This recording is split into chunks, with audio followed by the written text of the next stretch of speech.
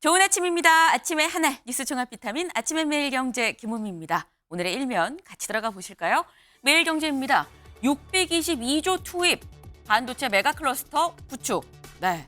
사실 앞서서 반도체 메가 클러스터 구축한다라는 얘기는 있었습니다. 용인에 또한 300조 상당의 이 민단이 이 클러스터가 구축이 될 수 있다라는 얘기도 있었는데 관련해서 추가로 나온 게 다 합쳐보니까 622조의 민간 이 자금이 좀 투입이 될 것 같다라는 겁니다. 어디에?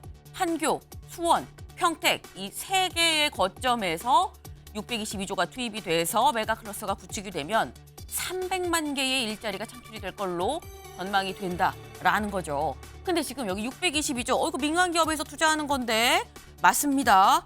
다만 여기에 이렇게 이 좋은 클러스터를 구축할 수 있도록 정부가 그럼 뭐 전력, 용수, 인프라 확충 등에 있어서는 전폭적으로 좀 지원을 하겠다라는 그런 얘기인 거죠. 이렇게 300만 개의 일자리를 창출하도록 하겠다라는 게 어제 나온 얘기입니다. 다음 기사를 좀 이어서 볼까요? 일자리 300개 좀 만들어 보겠다라고 했는데 이런 상황도 있습니다. AI발 일자리 감소 공포 현실화 가속. 네. 일자리 열심히 좀 만들어 보려고 하는데요. 현실로 또 없어지는 일자리도 분명히 있죠. AI 인공지능발 일자리 감소가 현실화되고 있다라는 겁니다. 테크 기업들 연초부터 5,500여 명이 감축됐다라는 건데요. 연초 아직 새해된 지 얼마 안 됐죠. 이제 한 2주 남짓입니다. 2주 만에 5,500여 명이 이미 회사에서 퇴출됐다라는 겁니다. AI 창조 발전 기업이 가장 먼저 영향을 받는 상황이다라는 소식이네요. 다음 기사 보겠습니다. 조선일보입니다. 결국 떴다방 위성정당으로 방향 튼 야입니다. 이게 대체 무슨 얘기냐? 여기 볼까요? 군소정당, 비례연합정당 만들자라고 얘기를 했습니다. 그러자 민주당 논의해볼 만합니다라고 수용할 듯한 이런 시사하는 얘기를 했다라는 건데요. 그럼 비례연합정당이 뭔데? 라는 거죠. 혹시 기억하시나 2020년 21대 총선 때 그 당시에 미래한국당, 더불어시민당이라는 비례 전문 위성정당이 있었습니다. 여기는 지역구에 후보를 내지 않고 비례대표 후보만 갖고 있는 그런 정당이었었죠. 그래서 그때 얘기한 게 위성정당이었습니다. 선거 때만 잠깐 있다가 떴다방처럼 사라진 그 위성정당. 이 위성정당이 다시 한번 만들어지는 게 아니냐. 군소정당들이 비례연합정당 그때처럼 그렇게 만들자라고 얘기하고 민주당도 해볼만 하다라는 취지로 지금 얘기를 하고 있다라는 거죠. 네. 당시 민주당 진보 세력 전반이 좀 참여한다고 해서 원외 정당들도 같이 들어왔고 그래서 요 연합정당을 만들자고 얘기한 용해인 이 뭐 기본소득당 의원 등등등도 그렇게 해서 들어왔었는데 이번에도 다시 한번 지난 총선 때처럼 위성정당이 만들어지는 거 아니겠느냐라는 얘기가 나오고 있습니다. 다음 기사 보겠습니다. 트럼프 죽더라도 투표장 나와라. 이게 대체 무슨 얘기냐? 오늘부터 미국 대선 드디어 본격 레이스가 시작이 됐습니다. 네, 지금 공화당 후보 트럼프 그리고 니키 헬리 두 사람의 지금 모습인데요. 지금 현재로서는 트럼프 전 대통령이 압도적으로 지금 여론조사에서는 앞서가고 있다라는 소식인데 첫 경선지 아이오와에서 좀 신경전이 대단하다고 하죠. 그런데 제목이 상당히 자극적입니다. 죽더라도 투표장 나와라. 이걸 좀 볼까요? 집에 가만히 있어서는 안 된다. 죽도록 아프다면 투표하고 죽으라 라는 말까지 트럼프 전 대통령이 던졌다라는 겁니다. 네, 아파서 죽을 것 같으면 투표하고 투표장에서 죽더라도 죽어야 됩니다. 그만큼 꼭 투표해야 됩니다. 나한테라고 트럼프 전 대통령 얘기를 하고 있다라는 거죠. 공화당 내부 경선부터 얼마나 뜨거운지가 지금 여실하게 보여주는 대목이 아닌가 싶네요. 다음 기사 보겠습니다. 서울신문입니다. 크렘린궁 푸틴 조만간 방북, 북러 초밀착. 어제 전해드렸습니다. 북한의 최선희 외무상 이 러시아 간다. 결국 푸틴 방북 논의하는 거 아니야 라는 얘기를 말씀을 드렸는데 아직 최선희 외무상과 러시아 이 외무장관이 만나지 않았습니다. 그런데 벌써 크렘린궁에서 말하기를 조만간 방북하겠습니다 라고 얘기를 발표를 했다라는 겁니다. 그럼 아직 만나지 않은 두 외무장관급 두 사람은 뭘 얘기한다는 거냐. 결국 만나서 답방, 시기, 만나서 뭘 논의할지 의제를 논의할 수밖에 없을 것 같다라는 얘기가 그래서 나오고 있습니다.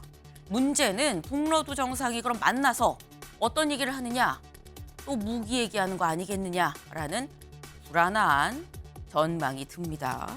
다음 기사 볼까요? 네, 북한이 쐈다는 극초음속 IRBM 서울까지 1분 요격 불가입니다. 어제 저희가 전해드렸었죠. 전날 오후 2시 55분에 동해상으로 평양 일대에서 동해상으로 한 발을 쏘아 올렸다. IRBM인 것 같다. 중거리 탄도미사일인 것 같다라는 이 말씀을 전해드렸습니다. 근데 마침 이 이튿날 북한이 얘기했습니다. 우리가 쏜 거 맞아. 우리가 쏜 거 극초음속 IRBM이야. 라고 본인들이 자신했습니다. 우리가 성공했어. 라고 얘기를 했는데요. 만약에 북한이 말한 대로 그 쏘아 올린 그 미사일이 극초음속 IRBM이라고 한다면 서울까지 1분밖에 걸리지 않는다라는 겁니다. 속도가 마하 7에서 10 정도고 적어도 변칙 비행을 하고 있기 때문에 요격이 불가능하다라는 건데요. 그럼 연료 넣을 때 타격하면 되는 거 아니야? 고체 연료가 적용이 됩니다. 그래서 이 사전 타격도 사실 쉽지가 않다라는 거죠. 그러면 이거 쏘면 어떡해? 우려가 되는 부분이죠. 일단 우리군은 아직 북한이 이 정도의 무기를 IRBM을 실제로 만들었는지는 그대로 믿을 수 없다.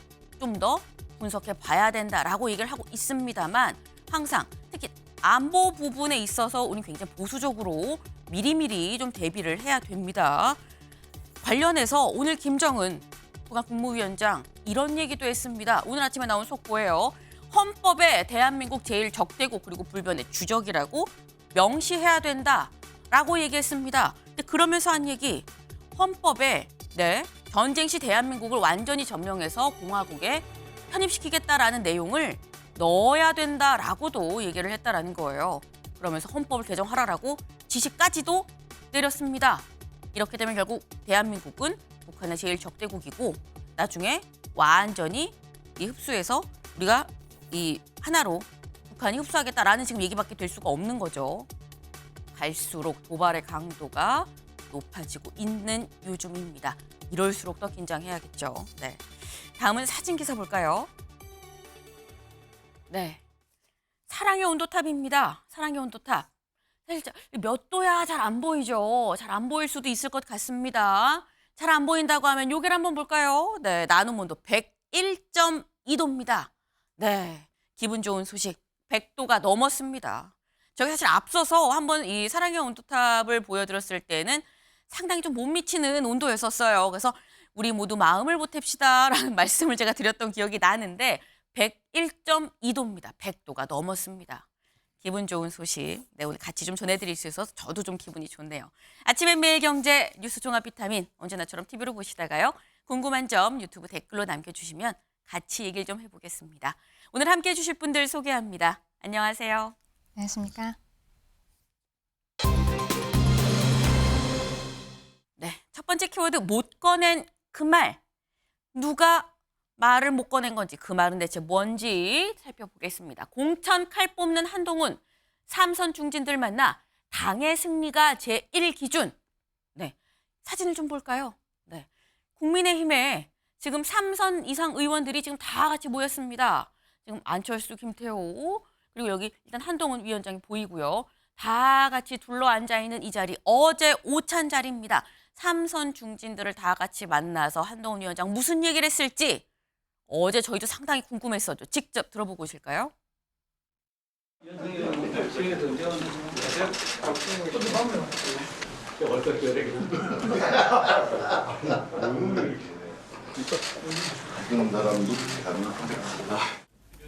제가 대부분 이 지방 순회를 하면서 더 친분을 쌓았던 분들입니다. 건설적인 어떤 그런 조언을 많이 주셨고요. 제가 주로 많이 들었습니다. 저런 자리에서 뭐 이렇게 그런 헌신을 요구할 만한 그런 적은 아니잖아요. 저희가 뵙고 좋은 얘기를 나눴습니다. 제가 정치 경험이 많지는 않기 때문에 그런 좋은 경험들을 저에게 전수해 달라고 말씀을 드렸습니다. 네, 기자들이 물었습니다. 헌신 말씀하셨습니까? 물었더니 뭐 이 자리가 그런 자리가 아니잖아요. 뭐 좋은 경험 잘 전수해달라고 말씀드렸습니다. 라고 얘기를 했습니다. 네. 그런데 기자가 헌신 말씀하셨나요? 라고 물은 이유가 있죠. 한동훈 위원장 전국을 순회하면서 여기 가서도 헌신, 여기 가서도 헌신을 얘기를 했었습니다. 그 목소리 들어보고 오시죠. 그렇지만 불출마가 무조건 오냐? 그렇지 않습니다. 출마가 희생이고 헌신일 경우도 있습니다. 이기기 위해서요. 그런 필요한 결정을 저는 사심없이 할 것이고 그 결정에 따라주시기 바란다는 말씀을 드리는 겁니다. 저는 이 직을 맡겠다고 생각하면서 4월 10일 이후에 제 인생을 생각하지 않기로 했습니다. 여기 계신 우리 모두가 바로 그 마음으로 용기 있게 헌신한다면 승리는 우리의 것입니다. 저는 우리가 반드시 이길 거라고 생각합니다. 함께 가는 기도입니다. 네, 지금 보신 것처럼 전국 곳곳을 다니면서 계속 얘기했던 게 헌신이었습니다. 그런데 어제 만나서는 헌신이란 얘기를 못 꺼냈다라는 겁니다. 강전혜 위원님. 아껴두는 걸까요? 왜 어제 얘기를 못한 걸까요? 못했다라기보다는 일단은 안 한 것이라고 생각을 합니다. 왜냐하면 어제는 삼선 의원들과 처음으로 오찬을 하는 자리였고 네. 한동훈 위원장이 위원장이 된 지 이제 한 3주 정도 됐거든요. 그동안에 중진들과 어떠한 소통하는 자리를 잡지는 않았었기 때문에 어제가 첫 자리였고 그리고 그 중진들의 용태라든지 이런 거에 대해서는 그동안에 인요한 혁신이라든지 여기에서 이야기했던 부분들이 있었기 때문에 아마 어제 출석을 했던 삼선 의원들 같은 경우에는 조금은 긴장하는 마음으로 나오긴 했을 것 같아요. 하지만 한동훈 위원장이 예전에 했었던 것이 어떠한 일괄적인 공천 배제라든지 불출마라든지 이런 얘기를 하지 않지 않았습니까? 우리 네. 조금 아까 비디오에서도 봤지만 오히려 출마를 하는 것이 헌신이고 희생일 수도 있다. 이러한 이야기도 했거든요. 결과적으로는 나중에 이제 공천 과정에서 이 3선 이상의 그 중진들이 그 지역구를 가지고 있다면 지역구에서 얼마나 경쟁력이 있는지를 일일이 살펴서 공천 과정을 진행하게 되지 않을까 그렇게 생각이 듭니다. 네. 첫 상견례 자리이기 때문에 굳이 그런 얘기까지 할 필요는 없지 않았겠느냐. 그리고 꼭 뭐 불출마, 뭐 험지 이런 걸 얘기할 게 아니라 해당 중진들도 본인들 지역구에 얼마나 경쟁력이 있는지까지 좀 따져보고 디테일하게 판단을 내리지 않겠느냐라는 말씀까지도 같이 했습니다. 근데 하신 말씀 중에 그런 얘기가 있었어요. 아마 중진들도 좀 긴장하고 나왔을 것 같다라고 말씀을 하셨는데 어제 저희도 그랬죠. 이 중진들 이 얘기 들을 거 기대하지 않았을까라는 생각을 했는데 윤영걸 대표님. 네. 중진들은 긴장하고 가는데 말이 안 나왔거든요. 근데 이런 상황에서는 말 안 하는 게 또 더 무서운 상황 아닌가 하는 생각도 들어요. 저는 한동훈 비대위원장이 상당히 스마트하다 이런 생각이 좀 들어요. 예. 네. 굳이 분위기 다 아는데 어제 점심 자리에 참석한 사람 중에서 아마 공천 다시 받을 사람은 저 중에서 3분의 1도 안 될 것 같은데요. 폭탄 발언인데요. 다들 각오하고 나왔을 겁니다. 근데 거기다가 희생이니 뭐 이선 후퇴니 얘기하면은 중진 의원들한테 괜히 반발만 심어주지 않을까요? 그래서 이심전심으로 더 전달만 충분히 하는 걸로 네. 효과는 뭐 충분히 거뒀다고 봅니다. 다만 이제 지난 21대 총선에서 2020년에서 그 국민의힘이 물갈이를 43.5%를 했어요. 네. 민주당은 28% 했습니다. 국민의힘이 근데 이겼습니까? 졌죠. 졌어요. 물갈이가 중요하지 않아요. 물갈이보다 더 중요한 게 수족관 바꾸는 거예요. 그리고 물고기도 바꿔야 돼요. 네. 사료도 바꿔야 되고. 예, 물고기 어항 속에다가 금붕어 사는데 네. 블루길이나 베스 같은 거 집어넣으면 물고기 살겠어요? 그러니까 새로운 공천이 물갈이도 중요한데 네. 어떤 식으로 새로운 인물을 등용하느냐 이게 앞으로 중요하고 물론 물갈이는 기본이죠. 네. 그리고 또 국회의원 선거는 대통령 선거랑 다릅니다. 대통령 선거는 한 명 뽑지만 국회의원 선거는 지역 253명 대표를 뽑아요. 네. 그러니까 물갈이를 하더라도 전체적인 분위기가 중요하죠. 그래서 지금 뭐 수원에서도 일부 뭐 반발도 나오고 뭐 탈당도 하고 그랬는데 3선 이상 중진들을 물갈이를 하되 네. 그분들의 협조를 얻어내서 물갈이를 해야지 탈당하는 순간 그 지역은 제가 보기에는 이기기 힘들다고 봐요. 네. 그래서 어제 한동훈 위원장이 굉장히 현명하니까 저렇게 처리를 했다 이렇게 저는 보고 있습니다. 네. 이게 중요한 말씀을 하셨습니다. 물갈이만이 능사가 아니다. 물만 갈 게 아니라 수족관을 바꿔야 된다. 사료도 좀 바꾸고 좀 골고루 다 바꿔요. 물갈이는 기본이다라고 말씀을 하셨어요. 그러면서 바꿔더라도 우당탕탕 바꾸면 안 되고 스무스하게 동의 얻어서 그런 교체 과정이 필요하다. 라는 말씀을 하셨습니다. 그러다 보니까 굳이 저렇게 대면하는 자리에서 이 날카로운 자극적인 단어 쓸 필요 없지 않았겠느냐는 말씀을 하셨는데 하지만 그럼에도 불구하고 이 오찬 자리 공천이 어쨌거나 굉장히 화두는 화두가 아니었나라는 생각이 드는 게 한동훈 위원장 이런 얘기도 했었다고 합니다. 어제 식사 자리에서 이 한 참석자가 한 얘기에 따르면 난 정치권에 개인적인 친소 관계가 없는 게 제일 큰 장점입니다. 내가 까칠해 보여서 그런지 공천 관련해서 아무한테도 전화가 안 와요 라고 얘기를 했다고 합니다. 네. 일단 헌신해야 합니다라는 말은 면전에 안 했어요. 윤경호 위원님. 그나저나 또 이런 얘기는 했습니다. 내가 까칠해 보여서 그런지 아무도 나한테 공천 얘기 안 하던데요 라는 얘기는 어떻게 받아들여야 될까요? 저 말을 누가 믿겠어요? 뭐 전화 아니라도 뭐 다른 방식의 왜냐하면 지금 모두의 사활이 걸린 게 공천 여부 아니에요? 네. 거대 두 정당으로부터 만약에 거기서 밀려나면 뭐 다른 길을 택해야 되니까 저는 어제 자리 같은 거는 아마 중진 그러면 벌써 이 최근의 분위기에서는 용퇴 그리고 불출마 이거잖아요. 험지 출마라는 얘기하고 불출마는 좀 차원이 달라요. 아까 한동훈 위원장의 얘기 중에 헌신에는 출마도 있습니다 이렇게 얘기했지만 그거 사실 쉬운 결정은 아니죠. 그리고 최근에 한번 주의를 보세요. 중진이라고 얘기하지만 일반 유권자 국민들 중에 삼선 의원들의 면면을 그렇게 아는 분들이 드물지요. 그러니까 과거에 비해서 그만큼 정치에 대한 관심이 많아진 것 같지만 실제로는 그렇게 세세하게 그러니까 전국 단위의 지명도가 있는 분들은 좀 차원이 다르지만 네. 그렇지 않은 분들은 중진인지 아니면 재선인지 뭐 초선인지 별로 저는 차이가 없다고 봅니다. 중요한 건 아까 윤 대표님도 그 말씀하셨는데요. 중진이라고 얘기하는 분들에게 무조건 불출마를 압박했을 경우에 뭐 저분들이 한 지역구에서 2선, 3선을 하는 과정에서 쌓아놓은 그 기반을 아니 느닷없이 밀려나면 튀어나와서 무소속이든 아니면 다른 방도의 네. 길을 택할 경우 어부지리를 줄 수 있다. 이게 가장 큰 관건이죠. 그런 점에서 한동훈 위원장이 굉장히 신중한 행보를 지금은 취할 수밖에 없다. 아마 칼질은 본인보다는 공관위에 맡기지 않을까 싶어요. 칼질은 본인이 직접 하기보다는 공관위가 있기 때문에 거길 통해서 하지 않겠느냐라는 말씀을 하셨습니다.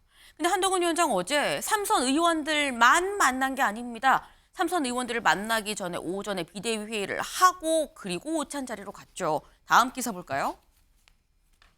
한동훈, 여가 민주당보다 더 진보적, 이 때리며 개혁 차별성 부각입니다. 네. 한동훈 비대위원장 어제 오전 비대위 회의 자리에선 이런 얘기를 했습니다. 네. 여당이 민주당보다 더 진보적이다. 이 얘기가 갑자기 왜 나온 건지 직접 들어보시죠. 현근택 변호사 같은 사안이 우리 국민의 힘에서 제가 정말 아끼는 분에게 일어났다고 생각해 보시죠. 저는 그리고 우리 공관위원회는 두 번 생각하지 않을 겁니다. 우리 당은 우리 국민의 힘의 귀책, 그런 귀책으로 이런 재보궐이 이루어지게 된 경우에 있어서는 후보를 내지 않겠습니다. 공천하지 않겠다는 것을 명확하게 말씀드립니다. 네. 한동훈 비대위원장 민주당의 현근택 부원장 사태를 언급을 했습니다. 그러면서 우리는 그런 일 있으면 두 번 생각하지 않습니다. 라고 얘기를 했어요. 그러면서 이런 얘기도 했죠. 우리 당에 귀책이 있으면 재보궐선거 후보 내지 않겠다라고도 얘기를 했다라고 하는데 그러면서 그래서 우리가 민주당보다 더 진보적이다라고 얘기를 했다라는 겁니다. 조현삼 변호사님. 한동훈 위원장의 얘기 어떻게 보세요? 국민의힘이 민주당보다 더 진보적이다. 일단 저는 한동훈 위원장이 지금 무슨 말씀을 하시는지 잘 모르겠습니다. 어떤 면에서 진보적이라고 생각을 하시는지 보수 정당의 대표를 맡고 계신 분이 왜 그런 말씀을 하시는지 잘 모르겠는데요. 현근택 변호사의 경우에는 이미 사건에 대해서 사과를 진행을 했었고 상대방이 이미 그 부분에 대해서 받아들이지 않았다는 말씀을 하긴 했지만 이미 충분히 사과를 했던 사안이기도 하고요. 현근택 그 변호사에 대해서 아직까지 적격 심사라든가 공천이 부여되지는 않았습니다. 그런데 어떻게 해서 더 진보적이라는 생각을 하시는지 좀 의문이기도 하고요. 좀 전에 그 지금 한동훈 위원장한테 자기는 빚이 없고 아무 전화도 받지 않았다라고 했는데 네. 저는 진짜로 아무 전화도 받지 않았을 수도 있다고 생각이 드는 게 지금 공관위원장을 그 공관위원을 맡고 있는 분이 누구십니까? 이철규 전 사무총장이지 않겠습니까? 저는 아마 대부분의 전화가 이철규 의원한테 가고 있다고 생각이 듭니다. 그 말 자체가 본인은 지금 빚이 없다고 하지만 네. 이철규 전 사무총장을 통해서 많은 분들이 공간에 영향을 미치고 싶어하고 자신의 의견을 밝히고 싶지 않겠습니까? 그런데 어떻게 지금 사실상 용산의 그런 대변인 역할을 하시고 있는 이철규 의원이 공관위를 맡고 있는 상황에서 더 진보적인 공천을 할 수 있다고 생각하는지 저는 좀 납득이 되지 않는 부분이 아닌가 싶습니다. 네. 지금 뭐 공천 관련한 전화 나한테 안 온다라고 하는데 안 올 수 있다. 왜냐하면 그 전화가 거기가 아니라 다른데 이철규 의원한테 갔으니까 여기를 안 오는 거 아니겠느냐 뭐 이런 말씀을 하셨어요. 그러면서 진보적이라고 판단하는 이 자체가 그냥 나는 이해가 안 된다라고 또 말씀을 하셨어요. 지금 현근택 부원장 얘기 말고도 이 얘기를 했죠.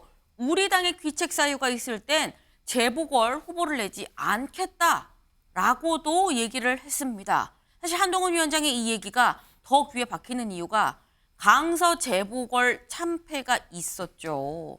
어떻게 보면 그 흐름으로 한동훈 비대위원장이 비대위원장까지 지금 오는 계기가 됐을 수도 있는 사안입니다. 그런데 재보궐 후보를 내지 않겠다라고 얘기를 했습니다. 다음 기사 좀 이어서 볼까요? 이 발언에 대해서 조선일보입니다. 한동훈 강서구청장 선거 언급 없이 당 귀책 시 재보궐 후보 안내. 네, 강정일 변호사님. 지금 보면 당 귀책 시 재보궐 후보 안 낸다라고 한동훈 위원장이 얘기를 했는데 이 얘기를 하면서 강서구청장 선거에 대한 언급이 없었어라고 하는 얘기도 있는 것 같습니다. 먼저 사과했었어야 좀 진정성이 큰 거 아니겠느냐라는 지적이 있는 것 같아요. 글쎄요, 강서구청장 보궐선거에 있어서는 이미 지난 일이고 거기 네. 말씀하신 것처럼 그때 참패가 있었기 때문에 한동훈 비대위원회가 이제 들어온 거 아니겠습니까? 어쨌든 한동훈 비대위원장은 존재론적으로 일단은 강서구청장 선거의 참패를 딛고서는 일어난 것이기 때문에 굳이 여기에 있어서 강서구청장 선거를 언급할 필요까지는 없었을 것이라고 생각을 합니다. 그렇기 때문에 더욱더 이제 국민의힘 내에서 쇄신을 해야 한다는 지금 후보를 냈다가 참패를 했었던 부분이 있었기 때문에 거기에 대해 다시 한번 강조를 한 것이라고 보이고요. 한동훈 위원장이 또 했던 얘기들은 이번에 공천 과정에서 국민의힘에서는 불체포 그 특권을 포기하는 서약을 한 사람들을 공천을 한다든지 네. 그리고 금고 이상의 형이 1심에서 뭐 확정이 되는 경우에는 세비를 반환하게 한다든지 이런 것들을 계속적으로 제시를 하고 있는 것은 어떠한 공천 과정이라든지 정치인들의 혁신이라든지 국민들께서 국민의 눈높이에 맞는 것들을 계속적으로 제시를 하고 있는 것으로 보입니다. 그리고 조금 아까 얘기했었던 것에 대해서는 우리가 민주당보다 더 민주적이다 이야기했던 부분은 저는 현근택 변호사 관련해서는 그 부분이 있는 것 같아요. 이재명 당대표가 병원에 있는 동안에 정성 의원과 문자 메시지를 한 것이 드러나지 않았습니까? 네. 정성 의원의 휴대폰에서 텔레그램 문자 메시지가 언론사에 의해서 사진이 찍혀졌는데 거기에 있어서 현근택 변호사에 대한 사건에 대해서 정성 의원이 이 정도면은 당원 자격 정지는 돼야 되지 않나요? 하니까 이재명 대표가 너무 심하지 않나요? 그랬더니 그러면 정성 의원이 엄중 경고 정도는 해야 되지 않겠습니까? 라는 이야기를 했던 거죠. 네. 이게 사실은 말도 안 되는 거죠. 징계 과정에 있어서는 당대표가 혼자서 할 수 있는, 처리할 수 있는 것이 아니지 않습니까? 이거는 당에서의 그 징계 과정이 절차적으로 있는 것인데 그래서 그런 부분에 있어서 민주적이지 않다라고 한동훈 위원장이 지적했던 것이 아닌가 그런 생각도 해봅니다. 현근택 부원장 사례도 이게 뭐 단순히 뭐 본인의 어떤 뭐 성비위 의혹이 문제가 아니라 그거를 대하는 당의 어떤 징계 절차 논의가 뭔가 투명하지 않게 흘러가는 그런 부분을 얘기한 거 아니겠느냐라는 말씀을 지금 하셨어요. 네. 지금 굉장히 한동훈 위원장이 뭔가 하나하나 건드려 가면서 지금 메시지를 좀 내고 있는 것으로 보입니다. 오늘 관련해서 만평도 하나 있었는데요. 만평 같이 볼까요? 네, 이겁니다. 누가 봐도 한동훈 위원장이죠. 네, 큰 뿔테. 이렇게 얘기를 하고 민주당은 불체포 특권 포기 세비 받을 겁니까 말 겁니까? 비례대표제 원래대로 해야 되는데 민주당 입장 뭡니까? 민주당 입장을 물어보고 있죠. 민주당 같이 할 거예요, 말 거예요. 민주당 논의할 거예요, 말 거예요 물어보는데 밑에 민주당 바빠 죽겠는데 뭘 자꾸 물어 그러고 있죠. 뭐 하는데 바쁜가 봤더니 지금 터진 뚝을 몸으로 막고 있습니다. 당대표 업무 공백 이 구멍이 하나 있고요. 지지율 정체가 하나 있고요. 지금 비명계 줄탈당이 있다. 민주당이 지금 너무 바쁜 상태다. 바빠서 대답을 할 수가 없다라는 취지인 것 같아요. 윤경호 의원, 이 연표 어떻게 보셨습니까? 그래도 가장 제가 보기에 시급하게 해야 될 일이 하나 있다고 봐요.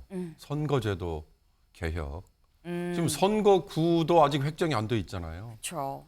평소에 기회 있을 때마다 말씀드립니다만 이걸 국회에 맡겨놓는다는 것 자체가 고양이한테 생선을 직접 맡겨놓은 꼴이잖아요. 그러니까 아마 뭐 매번 선거 때마다 그랬다 이런 논리로는 통하지 않는 겁니다. 이제 가장 현안은 비례대표 제도 어떻게 할 거냐. 지금 한동훈 비대위원장의 요구 중에도 자기들은 입장이 정해져 있다 이거잖아요. 근데 이제 그거 저는 사실 국민의힘 우리는 책임이 없다 이런 논리 안 통한다고 봐요. 제 1당이고 아니 저 여당이고 집권 여당인데 아무리 그 당시에 민주당과 다른 군소정당만의 합의로 이루어진 준연동형 제도라 하더라도 민주주의의 기본 원칙을 훼손한다든지 지난번에 위성정당이라는 게 얼마나 우리 정치를 뒤로 후퇴시켰는지 눈 가리고 아웅하는 행태였는지를 네. 반성한다면 저는 국민의힘이 제대로 된 안을 민주당과 합의를 해내서 빨리 확정을 해야 된다. 그러지 않으면 아까 정치개혁 얘기한 거 뭐 세비 반납하자 또는 뭐 불체포 특권 포기하자 저 재보궐선거에 귀책 사유 있는 경우에 후보 안 내겠다 이런 정치개혁 박수 받다가도 한물에 다 물거품이 되니까요. 빨리 선거제도부터 국민이 눈살을 찌푸리지 않는 방향으로 입장을 내놓는 게 저는 필요하다고 봅니다. 네, 지금 선거제도 말씀을 하셨습니다.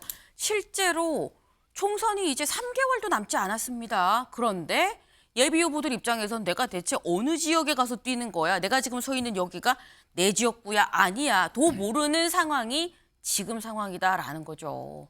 이러쿵저러쿵 뭐 말들은 많지만 어쨌거나 여야 합의해서 빨리 선거후부터 획정을 하고 비례대표제 어떻게 할 건지 여부를 좀 매듭을 지어야 된다라는 무게 있는 한마디셨습니다. 네, 다음 기사 좀 이어서 볼까요? 한동훈 위원장 뭐 이렇게 조근조근 뭐 민주당에 이거 안 받아요, 저거 안 받아요 얘기를 하고 있습니다만 오늘은 또 여길 갑니다. 한동훈 오늘 이재명 지역구 방문에 경찰 긴장. 한동훈 위원장 아직 전국 순회가 끝나지 않았습니다. 오늘은 인천시당을 갑니다. 그런데 이 인천시당 위치가 묘해요. 어디에 있느냐 같이 볼까요? 네, 국민의힘 인천시당 계양 갑에 있습니다. 이 부분이죠. 네, 여기에서 이제 신년 인사회를 합니다. 그런데 바로 옆이 계양을이죠. 계양을 이재명 대표 지역구입니다. 근데 이재명 대표의 지역 사무실이 이 지금 인천시당과 대략 2km 정도밖에 떨어지지 않았다라는 겁니다. 네, 굉장히 근거리에 붙어 있는 상황이다라는 거. 네. 근데 사실 이 이재명 대표 지역 사무실과 가까운 거, 뭐 인천 계양을과 가까운 것도 가까운 거지만 우려됐었던 부분이 이재명 대표의 피습이 있었기 때문에 사실 이런 게 우려가 되는 거거든요. 정치적으로가 너무 양극화됐고 정치 테러가 실제로 벌어졌었기 때문에 그래서 우려되는 건데 그래서 한동훈 위원장이 광주에 갔었을 때 혹시 기억하시나요? 그때 모습, 네, 한동훈 위원장 주변에 모두가 경호원이었다라는 겁니다. 네, 굉장히 경호 인력이 상당히 많이 좀 있었어요. 근데 저 때는 광주였었는데 어쩌면 광주보다 인천 계양 지역이 한 위원장을 더 비호감으로 느끼는 사람이 많을 수도 있는 지역 아니겠느냐라는 겁니다. 윤영걸 대표님. 네. 사실 안전 대책이 좀 더 필요한 거 아닌가라는 생각이 들기도 하고요. 네, 안전대책은 뭐 아무리 강조해도 지나치지 않죠. 네. 지난번에 이재명 대표 같이 부산에서 같이 그 불미스러운 일이 나서는 우리나라 민주주의의 위기 아니겠어요? 오늘 한동훈 비대위원장이 인천시당 행사를 갔는데 네. 하필이면은 또 이재명 대표 지역구가 계양을이거든요. 그쵸. 거기서 2km 정도 떨어진 지역구는 계양갑인데 2km밖에 떨어지지 않았대요. 그러니까 시당 행사라지만은 자칫 좀 불미스러운 일이 나올까 좀 걱정을 하는데 그런 일이 없었으면 좋겠습니다. 하지만은 오늘 정치적으로는 상당히 좀 의미가 있는 것 같아요. 원희룡 의원 전 의원 지금 전 장관 하신 분도 네. 같이 간다고 그래요. 원희룡 전 장관이 계양을에 지금 출마 희망을 했어요. 네. 그러니까 이재명 대표로서는 상당히 좀 위압감이나 부담을 좀 느낄 만하죠. 한동훈 그 위원장이 이재명 대표한테 그 킬러 문항 풀기 어려운 문제만 지금 계속 주고 있잖아요. 불체포 특권 당신 그 못 받지. 네. 또 금고 이상 세비 반납. 금고 이상 세비 반납 다 내놔야 되니까 그것도 네. 못 받지. 또 뭐 여러 가지를 계속 어려운 문제 내고 있는데 계양을 옆에 지역구 옆에 가서 저렇게 한다는 거는 상당히 위협이 됐고 좀 이미지 국민의힘이 지난 선거에서 그 인천 지역에 아주 큰 피해를 봤거든요. 그걸 분위기를 좀 돌리는 그런 행사가 되겠다. 뭐 이런 생각이 들고 또 하나 좀 안타까운 점은 네. 한동훈 비대위원장이 민주당 쪽에서는 쪽집게처럼 아프게 콕콕 찔러서 공격을 참 잘하고 있는데 전반적으로 왜 국민의힘 지지율이 안 오르냐? 저는 그거는 대통령 탓이라고 봐요. 예, 이번 선거는 윤석열 대통령 대 이재명 야당 대표의 대결이거든요. 대통령 선거, 지방 선거 이번에 3차전이에요. 네. 그러니까 한동훈 비대위원장이 아무리 뛰어도 그거를 업기에는 좀 한계가 있다. 그래서 지난 2000년 국회의원 선거 때 문재인 대통령 지지율 보니까 그때 55.7%였습니다. 지금 윤석열 대통령 지지율이 36%예요. 그러니까 지지율이 문재인 대통령 때 4년 전하고 20% 가까이가 지금 떨어지고 있거든요. 이거를 빨리 올리지 않으면은 한동훈 위원장이 동서남북 아무리 뛰어도 저는 한계는 있다 이렇게 보고 있습니다. 네. 짧게 조현선 변호사님. 아까 킬러 문항을 말씀을 하셨어요. 한동훈 비대위원장이 이재명 대표한테 뭐 킬러 문항만 주고 있다 풀기 어려운 거 말씀을 하셨는데 킬러 문항입니까? 저는 킬러 문항이라기보다는 문제를 지금 잘못 내고 계시는 게 지금 이재명 대표를 향한 문제만 자꾸 내시는 것 같아요. 불체포 특권이라든가 세비 반납이 과연 진정 우리 국민이 바라는 바인지, 그다음에 정치 개혁을 위해서 꼭 필요한 사안인지 한번 되짚어 봐야 될 것 같고, 불체포 특권의 경우에는 과거에 그러한 법안을 도입했던 이유가 있습니다.